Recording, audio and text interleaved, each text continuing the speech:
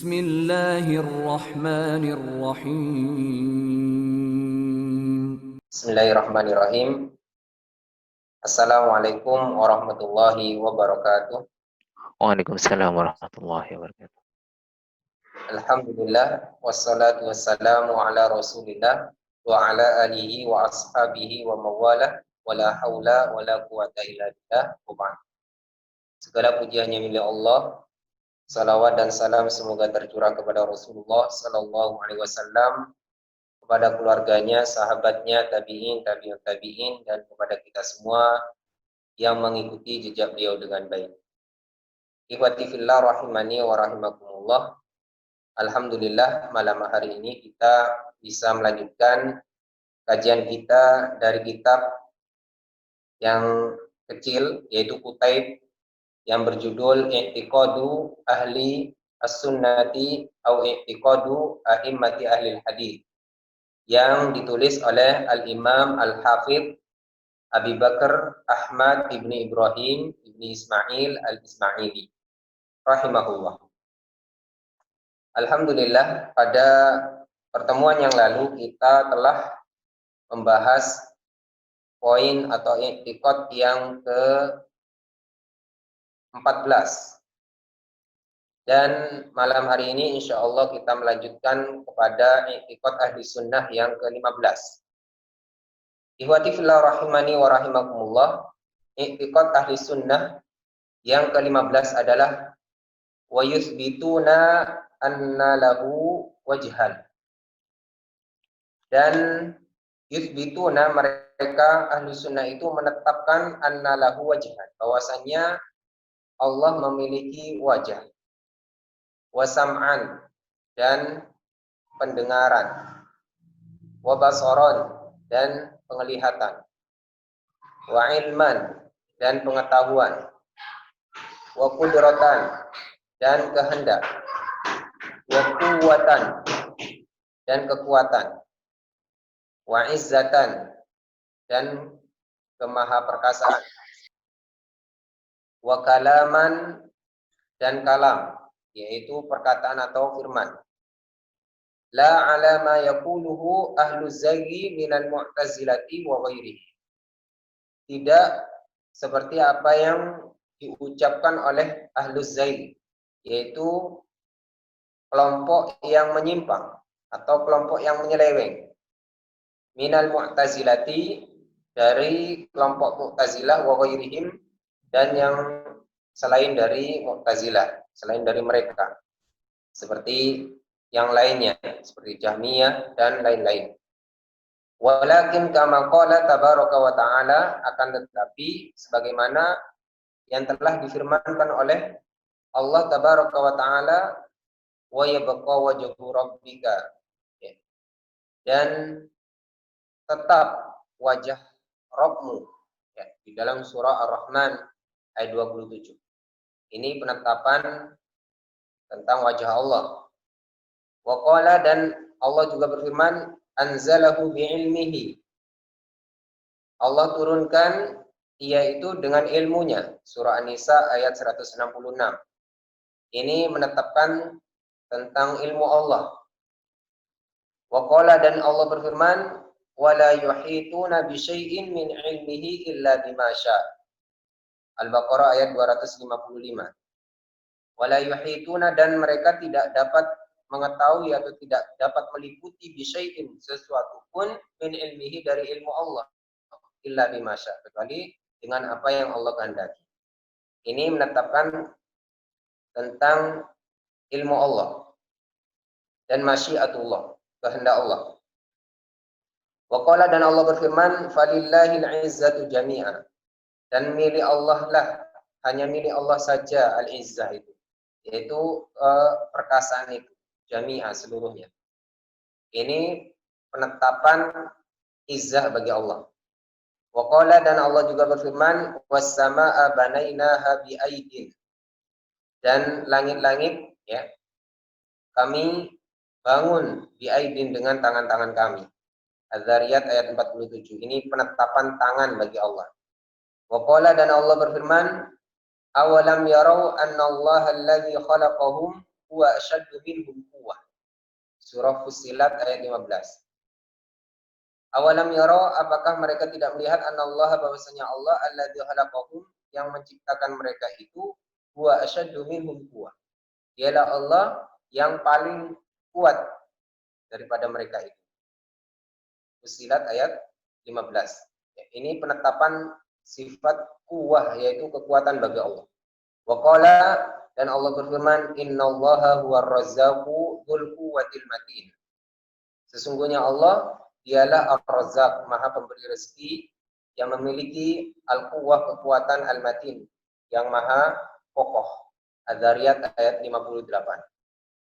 Ihwati fillah rahimani wa rahimakumullah, jika kita lihat dari i'tiqad yang ke-15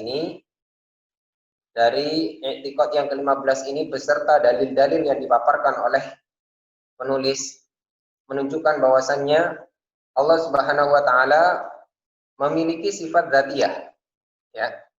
Jadi sebagaimana sudah dibahas pada pertemuan di awal pembahasan, bahwasanya Allah itu memiliki sifat dzatiyah dan fi'liyah. Sifat dzatiyah itu adalah sifat yang tidak bisa terlepas dari Allah Subhanahu wa taala, ya, yang senantiasa ada pada Allah Subhanahu wa taala. Ya. Dan sifat dzatiyah itu terbagi menjadi dua, maknawiyah dan khobariyah. Ya, sudah dijelaskan di awal. Maknawiyah itu seperti al-haya, ya, al-ilmu, al-qudrah, al-hikmah. Ya. Adapun khobariyah itu seperti dua tangan, ya, dua mata, ya, wajah, dan lain sebagainya. Baik, barakallahu fikum. Pada akidah yang ke-15 ini menetapkan sifat dzatiyah bagi Allah Subhanahu wa taala. Sebagiannya sudah dibahas pada pembahasan yang sebelumnya. Seperti tentang wajah, ini juga sudah dibahas pada pertemuan sebelumnya. Ihwati fillah rahimani wa rahimakumullah, wajah bagi Allah ini sebagaimana Al-Quran yang disampaikan oleh penulis, ya, ayat Al-Quran yang disampaikan oleh penulis, dan juga ditetapkan oleh hadis Nabi Shallallahu Alaihi Wasallam, sebagaimana doa kita yang sering kita panjatkan, wa as'aluka ladzata an-nazari ila wajhika wasyauqi ila liqa'ik. Hadis riwayat Nasai. Kita sering berdoa, wa as'aluka ladzatan nazar, dan aku memohon kepadamu ya Allah lezatnya an-nazar, yaitu memandang, ila wajhika, kepada wajahmu, wasyauqi ila liqa'ik, dan kerinduan, ila liqa'ik, yaitu berjumpa dengan engkau. Ihwati fillah rahimani wa rahimakumullah. Jadi wajah di sini adalah hakiki, dan Ahlu Sunnah menetapkan wajah Allah secara hakiki, tidak menakwilnya, tidak merubah maknanya menjadi contohnya menjadi ganjaran atau pahala atau yang semisalnya. Dan di sini ditetapkan pula sam'an wa basaran. Allah memiliki sifat sama', yaitu maha mendengar, ya. Sama', yaitu pendengaran bagi Allah, wa basaran, dan penglihatan bagi Allah Subhanahu wa taala.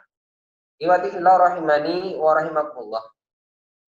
Syekhul Islam Ibnu Taimiyah di dalam membahas as-sama' wal basar, ya, pendengaran dan penglihatan Allah, itu menyebutkan ada 7 ayat di dalam Al-Quran yang menetapkan sifat ini. Ya. Kami sebutkan sebagiannya saja, di antaranya surah Al-Mujadilah ayat 1. Surah Al-Mujadilah ayat 1. Di situ Allah berfirman, qad sami'a Allahu qaulal lati tujadiluka fi zawjiha wa tashtaki ila Allah wallahu yasma'u tahawurakuma innallaha sami'un basir. Sungguh Allah telah mendengar qaulal lati tujadiluka, yaitu ucapan perempuan yang mengajukan gugatan terhadapmu Muhammad fi zaujiha, tentang suaminya. Wa tashtaki ila Allah, dan dia mengadu kepada Allah, wallahu yasma'u tahawurakuma, sedangkan Allah mendengar ya percakapan keduanya, yaitu perempuan tadi dan Nabi Muhammad. Innallaha sami'un basir, sesungguhnya Allah Maha mendengar lagi Maha melihat. Ya. Ini menetapkan sama', yaitu pendengaran dan basar bagi Allah Subhanahu wa taala. Di antaranya pula di dalam surah Thaha ayat 46, ya, innani ma'akuma asma'u wa ara. Ini ucapan Allah, innani, sesungguhnya aku ma'akuma, bersama kalian berdua. Di sini Harun dan Musa, ya. Asma'u wa ara, aku mendengar dan aku juga melihat. Ini menunjukkan Allah memiliki sifat as-sama' dan al-basar. Yaitu ditetapkan bagi Allah itu memiliki as-sama', yaitu pendengaran, dan al-basar, penglihatan. Iwati fillah rahimani wa rahimakumullah. Allah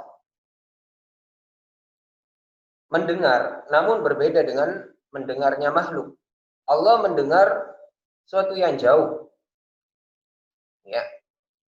Dan ini tidak bisa dilakukan oleh makhluk, ya. Ketika mendengar biasa, makhluk tidak bisa. Ketika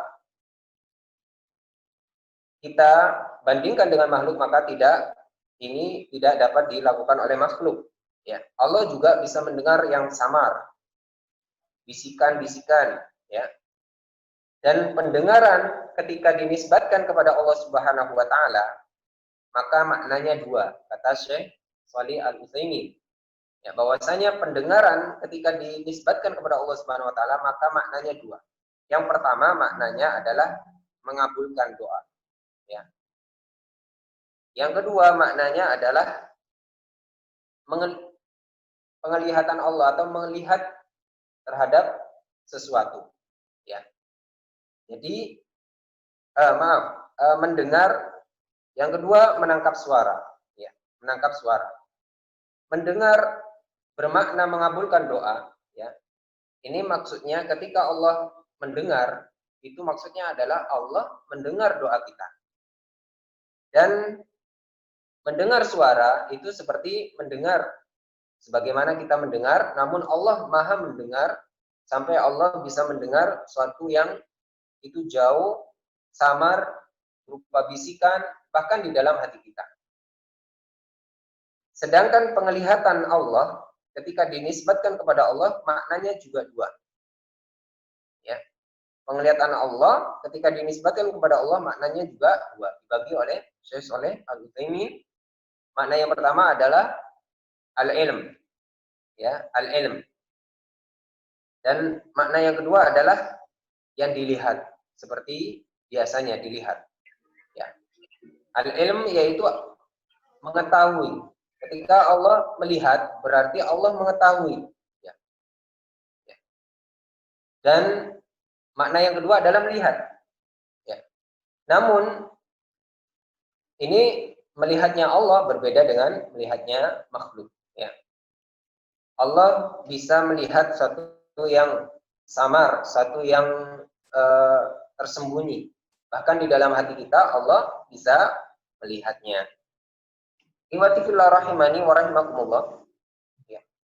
Meskipun manusia juga bisa mendengar dan melihat, sebagaimana juga disampaikan oleh Allah Subhanahu wa taala di dalam Al-Qur'an, bahwasanya manusia itu melihat dan mendengar. Ya, bahkan disifati manusia itu dengan sami'an basira. Ya, tapi berbeda. Ya. Coba kita lihat di dalam surah Al-Insan ayat 2, ya. Inna khalaqnal insana min nutfatin amsyajin nabtalihi faja'alnahu sami'an basira. Ini Allah mensifati manusia, ya. Inna khalaqnal insana, sesungguhnya kami ciptakan manusia itu min nutfatin, dari setetes mani, amsyajin, yang bercampur, nabtalihi, kami uji dia itu, faja'alnahu, maka Allah jadikan dia itu sami'an basira. Ya, mendengar dan melihat. Ini bukan bagi Allah, ini sifat bagi manusia tadi. Ya, sami'an basiro. Ya. Tapi ya, meskipun di sini menggunakan kata sami'an basiro, melihat dan mendengar, tapi ini adalah melihat dan mendengarnya makhluk, bukan sifat bagi Allah. Begitu juga Allah sebutkan manusia itu juga alim. Ya, Allah Maha Alim. Manusia juga ada yang alim, tapi alimnya Allah jelas beda dengan alimnya manusia. Seperti ketika Allah mengabarkan tentang Nabi Ishak di dalam surah Az-Zariyat ayat 18, ya. Wa basyiruhu bighulamin alim. Dan berikan kabar gembira kepadanya bighulamin alim, dengan seorang anak yaitu Ishak yang alim, ya, yang pinter, ya, yang mengetahui, yang punya banyak ilmu, ya. Sama-sama alim, sama-sama sami, sama-sama basir. Tapi yang berbeda dengan Allah Subhanahu wa taala, sifat sami, basir, alimnya manusia atau makhluk itu terbatas dan sekedarnya saja. Berbeda dengan sami, basir dan alimnya Allah Subhanahu wa taala.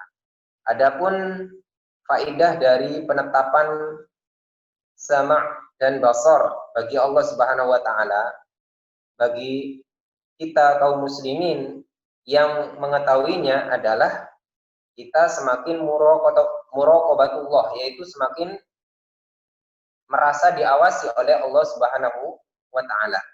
Ya, ketika kita mengetahui bahwasanya Allah Sami dan Basir, maka saat kita bermaksiat kepada Allah Subhanahu wa taala dalam waktu atau tempat yang tidak dilihat oleh manusia atau makhluk, maka ketahuilah bahwasanya Allah melihatnya. Barakallahu fikum. Ihwati fillah rahimani wa rahimakumullah. Di sini juga ditetapkan Allah itu kudrah. Kudrah sudah dibahas pada pertemuan sebelumnya, dan juga kuwah, kekuatan, ini juga sudah dibahas. Izzah, ya, ini juga sudah dibahas.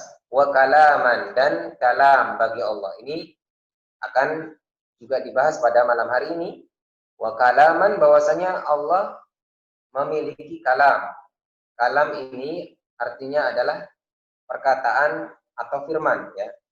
Lebih tepatnya diartikan firman bagi Allah Subhanahu wa taala. Ya, ini diperkuat oleh dalil-dalil di dalam Al-Qur'an. Di antaranya surah An-Nisa ayat 87, "Wa man asdaqu minallahi haditsa." Dan siapakah yang paling benar, ya, perkataannya atau ucapannya daripada Allah Subhanahu wa taala. Ya. An-Nisa ayat 114, Allah juga berfirman, "Wa kallamallahu Musa taklima." Dan Allah berbicara kepada Musa secara langsung. Ya. Ini adalah di antara ayat-ayat yang menetapkan bahwasanya Allah memiliki kalam. Dan kalamnya manusia berbeda dengan kalamnya Allah Subhanahu wa taala. Kalamnya Allah Subhanahu wa taala pasti benar. Ya, jujur, ya, tidak ada dusta, tidak ada bohong, ya. Dan tidak menyerupai suara-suaranya makhluk, ya. Kalam Allah sifatnya adil, ya. Dan kita memaknai, ya, kita Ahlussunnah wal Jamaah memaknai kalam Allah itu berarti juga mencakup huruf dan suaranya Allah, ya. Dan Allah Subhanahu wa taala kalamnya itu bisa disampaikan dari jauh maupun dari dekat. Ya. Berbeda dengan manusia yang terbatas suaranya atau kalamnya manusia itu terbatas dengan jarak. Ya. Namun kalamnya Allah bisa dari jauh maupun dekat. Ya. Dan kalam ketika dinisbatkan kepada Allah Subhanahu wa taala, kata Syekh Shalih Al-Utsaimin, maknanya dua. Ya, makna kalam yang pertama adalah memanggil, ya. Makna yang kedua adalah berkata. Makna yang pertama adalah memanggil, makna yang kedua adalah berkata. Ketika kalam dinisbatkan kepada Allah, berarti bisa jadi maknanya Allah sedang memanggil, bisa maknanya yang kedua adalah Allah sedang berkata atau berfirman. Barakallahu fikum. Ini yang bisa disampaikan pada kesempatan malam hari ini. Jadi pembahasan kita pada etikot yang ke-15 ini adalah penetapan sifat-sifat Allah yang berupa dzatiyah, yang berupa suatu yang senantiasa ada pada zat Allah Subhanahu wa taala. Karena sebagiannya sudah dibahas, maka kami hanya menyampaikan beberapa sifat yang belum dibahas pada poin sebelumnya. Dan juga kami tambahkan di sini penulis menambahkan dengan kata la ala ma yaquluhu ahlu zayyi minal mu'tazilati wa ghairihim, dan tidak seperti apa yang diucapkan oleh orang-orang yang menyeleweng atau orang-orang yang menyimpang dari kalangan Mu'tazilah dan selainnya. Ini menunjukkan bahwasannya di dalam masalah penetapan sifat dzatiyah ini juga banyak orang-orang yang tidak sependapat, bahkan menyimpang dari kaidah Ahlussunnah wal Jamaah yang difahami oleh para sahabat, tabi'in, tabi'in dan para ulama Ahlussunnah wal Jamaah.